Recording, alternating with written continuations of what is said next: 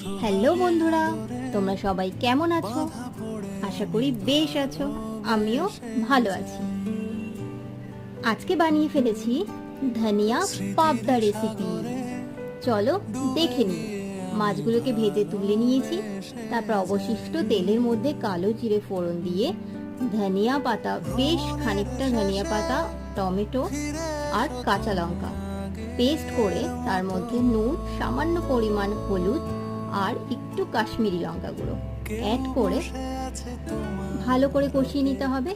তারপর কষানো হয়ে গেলে মাছগুলো দিয়ে গরম জল দিয়ে দিতে হবে। তারপর টকবক করে ফুটে উঠলে ধনিয়া পাতা কুচি, দেখতেই পাচ্ছ কিরকম গ্রিন গ্রিন কালারের ঝোল হয়েছে। খেতে কিন্তু অসাধারণ হয়েছিল। আর তোমরাও ট্রাই করো এবং আমাকে জানিও কেমন লেগেছে। আমাদের বাড়ির সবাই তো খুব ভালো খেয়েছে।